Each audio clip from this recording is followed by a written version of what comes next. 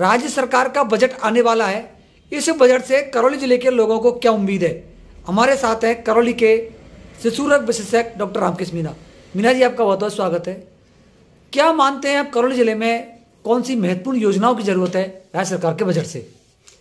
विनोद जी, सबसे पहले तो आपको मैं धन्यवाद देना चाहूँगा, आपके चैनल न्यूज़ संभाग को बहुत धन्यवाद देना चाहूँगा कि आप आए दिन प्रतिदिन सामाजिक और लोगों की जो धरातल से जुड़े हुए मुद्दे हैं उनको आप बड़ी निर्भीकता से लोगों के बीच पहुंचाते हो, इसलिए मैं आपका आभारी हूं। सब लोग आपके आभारी हैं। आपके चैनल को बहुत बहुत धन्यवाद मेरी तरफ से। जैसा कि आपने मुझसे पूछा कि आज केंद्र सरकार का बजट प्रसारित हो रहा है और अभी 9-10 तारीख को राजस्थान सरकार का बजट पारित होगा। पूर्वी राजस्थान और स्पेशली मैं बात करूंगा करौली, भरतपुर, सवाई माधोपुर के कुछ जिले हैं जहां पे आप पिछले दशक से देख रहे हो कि पानी की बहुत बड़ी किल्लत है। किसानी की तो बात दूर की बात है, लोगों को पीने के पानी की समस्या हो रही है। आप हजारों फीट खोदोगे पानी तो पानी नहीं निकलेगा, और निकलेगा तो फ्लोराइड युक्त पानी निकलेगा जो पीने योग्य नहीं है। आपने जैसा सवाल किया कि बजट से क्या उम्मीद है, तो मैं इस पे कहना चाहूंगा राज्य सरकार से, आपके चैनल के माध्यम से राज्य सरकार को ये बात पहुंचाने का कोशिश करूंगा कि भाई हमें चाहे और बजट न दें लेकिन पानी उपलब्ध कराएं। और पानी उपलब्ध कराने का एक ही माध्यम है कि चंबल से पानी अगर लांगरा तक, जो लगभग 17 किलोमीटर पड़ता है, यदि वहां तक चंबल का पानी आ जाए तो वो पानी फिर पांचना में आएगा, पांचना से गंभीरी नदी में भी जाएगा, जगर के बांध को भी चला जाएगा और नहरी क्षेत्र को भी चला जाएगा। जैसा कि क्या है कि पांचने का जैसे आए दिन होता है पांचने का पेच है, तो ये सारे पेच भी खुल जाएंगे। चंबल पांचना जगर जो लिफ्ट परियोजना है उसकी मंजूरी से समाधान हो जाएगा? बिल्कुल, ये बहुत वर्षों पुरानी, आज ईआरसीपी का प्रोजेक्ट चल रहा है, काफी अंतिम स्थिति में चल रहा है कि भाई वो राज्य सरकार कह रही है केंद्र सरकार इसको राष्ट्रीय परियोजना घोषित करे, और केंद्र सरकार कह रही है कि भाई इसमें कुछ कमी है उनको पूरा किया जाए। तो इस पे तो मैं कहना चाहूंगा कि जो राज्य सरकार का काम है, जो बांध या नदी छूट गई है उनको राज्य सरकार जोड़ दे और केंद्र सरकार से आग्रह करेंगे कि इसको राष्ट्रीय परियोजना घोषित करे। दूसरी बात आपने कहा कि चंबल पांचना जगर जो परियोजना है वो हमारी यहाँ की दशकों पुरानी, लगभग 20-25 साल से हमारे लोग इसकी मांग उठाते आ रहे हैं, और बीच में इसमें वसुंधरा राजे सरकार ने कुछ काम भी किया था। हाँ, शुरुआत हुई थी, प्रशासनिक स्वीकृति मिली थी इसकी। तो डॉक्टर साहब, ये मंजूर होने के बाद समाधान हो सकता है हमारे पेयजल का? बिल्कुल विनोद जी, मैं ये कह रहा हूँ कि यदि चंबल का पानी मात्र 17 किलोमीटर अगर ये लांगरा तक आ जाए, जिसकी डीपीआर भी भाई जो अपने ताराचंद जी हैं दानालपुर वाले, उन्होंने इसकी डीपीआर भी तैयार करके, और हमारे यहाँ के जो स्थानीय मंत्री और विधायक हैं उन्होंने भी इस पे क्या है कि उनको सराहनीय, उनको काम को सराहा। रमेश जी ने, लाखन जी ने, पीआर साहब ने, भरूची जी ने, सबने, और उन्होंने आश्वस्त किया कि निश्चित रूप से हम केंद्र सरकार से इसकी पैरवी करेंगे कि भाई ये पानी हमारा क्या है लांगरा तक आ जाए, तो हमारे जो किसान भाई हैं और जो आम लोग हैं उनके पीने को, किसानों को पानी, 3 जिलों को पानी मिल जाएगा। आप ये देखो, ईआरसीपी की तो बात बहुत आगे की बात है, बड़ा प्रोजेक्ट है, टाइम लगेगा, लेकिन राज्य सरकार यदि, क्योंकि मुख्यमंत्री जी आए दिन कहते आ रहे हैं और कर भी रहे हैं कि भाई चाहे केंद्र सरकार नहीं करे लेकिन राज्य सरकार ईआरसीपी के काम को चालू करेगी और इसको पूरा करेगी।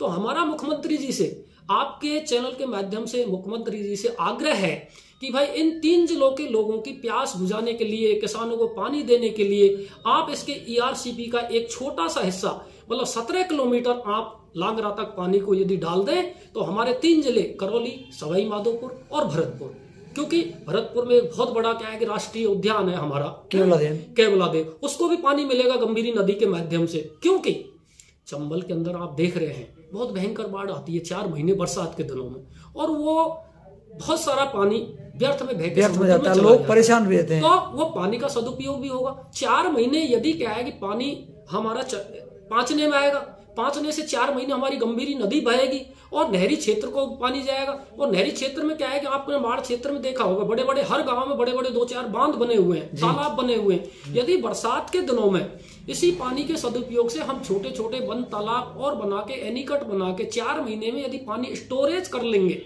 और गंभीरी नदी 4 महीने यदि बहेगी तो वो जमीन हमारी इतनी रिचार्ज हो जाएगी कि हमें फिर और पानी की जरूरत ही नहीं पड़ेगी। आपका सीधा सा एक है, चंबल पांचना जगह लिफ्ट परियोजना को मंजूर किया जाना चाहिए। बिल्कुल विनोद जी, इसी से ही समाधान है। बिल्कुल विनोद जी, ये बिल्कुल स्वीकृत करनी चाहिए और ये इन 3 जिलों की रीढ़ है जी। आपको ये पता है, आप यहाँ के स्थानीय हो कि यहाँ केवल यदि कोई अर्थव्यवस्था की रीढ़ है तो वो है किसान जी। और यदि किसान को यदि कुछ चीज चाहिए, किसानों के पास जमीन है, किसान ये भी किसानी भी करना जानते हैं, लेकिन पानी नहीं है। पानी के बगैर क्या करेंगे? आप ये देखिए, यदि किसानों के पास पानी मिल जाएगा, किसान किसानी करेगा। हमारे यहाँ पे हर तरह की फसल पैदा हो सकती है, गेहूं है, आपकी सरसों है और हर एक तरह की सब्जी, फ्रूट्स, सारी चीज होती है। आप कल्पना करेंगे जब पानी आ जाएगा हमारे यहाँ, तो हर तरह के गन्ना से लगा के, गेहूं से लगा के, सरसों से लगा के, फ्रूट से लगा के, सब्जी से लगा के हमारा किसान पैदा करेगा, किसान की आमदनी बढ़ेगी। और उस जमीन में यदि जिसके पास जमीन भी नहीं है तो लोगों को मजदूरी मिलेगी, वो भी आर्थिक संपन्न होगा। सब्जी मंडी में बैठा हुआ ठेली वाला आदमी है, उसको भी क्या है कि काम मिलेगा। दूसरा, जो पढ़े लिखे लोग हैं, मान ले कहीं क्या है कि गन्ने की फसल हुई, सरसों की फसल हुई, टमाटर की फसल हुई या अन्य आमले की फसल हुई, पानी तो प्रोसेसिंग यूनिट लगाएगा। तो हमारे बड़े पढ़े लिखे लोग हैं, उनको एक क्या है कि एक मार्केट मिलेगा। लोगों को क्या है कि प्रोसेसिंग यूनिट मिलेंगी तो पढ़े लिखे लोगों को, मजदूरों को, किसानों को, सबको रोजगार मिलेगा और यही रीढ़ है। पानी से ही करौली जिले का विकास संभव है, क्योंकि आपने किसान ही हमारे किसान, क्योंकि आपने देखा करौली में एक बहुत बड़ा क्या है कि अपने रेड स्टोन का था, लेकिन अब लगभग वो क्रश हो चुका है। रेड स्टोन का जो काम है वो बिल्कुल खत्म हो चुका है। और अब आप डाक क्षेत्र में या अन्य क्षेत्र में आप देखो, या तो कुछ लोगों की नौकरी पेशा लग गया है और जिनके पास नौकरी नहीं है विनोद जी, वो रोटी रोजी कमाने के लिए 50% से ज्यादा लोग पलायन कर चुके हैं हैदराबाद, बेंगलोर और आपको अहमदाबाद और गुजरात में रोटी रोजी के लिए। यदि आप अगर आकलन निकालोगे ना तो इतना बड़ा आकलन, कितने लोग माइग्रेट कर गए। और मैं ये कह रहा हूं आपसे दावे के साथ, यदि आने वाले 10 वर्षों में इसी तरह पानी का चलता रहा ना, तो जब लोगों को पीने का पानी नहीं मिलेगा तो वो वहां क्या करेंगे? लोग माइग्रेट कर जाएंगे, लोग पलायन कर जाएंगे। यहाँ की स्थिति रेगिस्तान, डेजर्ट से तो क्या है कि इंदिरा गांधी ने आबाद कर दिया, लेकिन आप यहाँ की स्थिति उन लोगों से भी बहुत बदतर हो जाएगी पानी के बगैर। आप ये देखिए, 10 साल पहले हम 20 साल पहले जो गंभीरी नदी में हम जाते थे बजरी लेने जाके, तो उसमें ऊपर पानी होता था, हम पानी पी। आज आप गंभीरी नदी में महावीर जी इलाके में देखो कि वहां टैंकरों से लोग पानी पी रहे, मतलब इवन गंभीरी नदी में 1000 फीट आप बोर कराओगे तो पानी नहीं है। ये थे डॉक्टर साहब रामकेश जी। जल जीवन मिशन चल रहा है। केवल इन योजनाओं को सरकारों को भी, चाहे केंद्र सरकार हो, राज्य सरकार को, धरातल की स्थिति को देखते हुए बनानी चाहिए। हर ग्राम पंचायत में लगभग 5 करोड़ का बजट है। अब आप देखिए कि मान लो मेरी ग्राम पंचायत है बौल, टोडा भीम का इलाका है, ये सारी ऐसी ग्राम पंचायत है जहां पे अंडरग्राउंड वाटर ही नहीं है।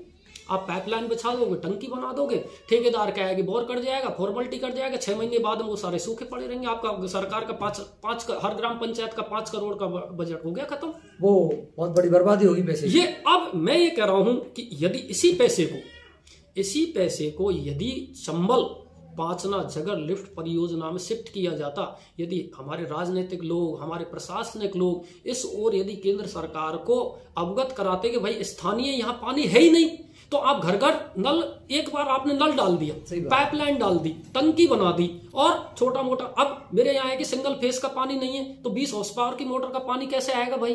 तो 6 महीने बाद में वो सारे नलकूप आपके सूखे पड़े मिल जाएंगे आपको। पैसे की बर्बादी होगी उससे, पैसे। और इसी पैसे को यदि चंबल का पानी आता और हमारे यदि छोटे छोटे बंद, तालाब और नदियों में यदि रिचार्ज होता तो निश्चित रूप से क्या है कि हमको जरूरत ही नहीं पड़ती। पानी चंबल परियोजना का आना चाहिए, डॉक्टर साहब की एक मांग है। जल जीवन मिशन में भी संशोधन होना चाहिए, ये भी बड़ी मांग है। और राज्य सरकार के बजट से इनको विशेष उम्मीद है।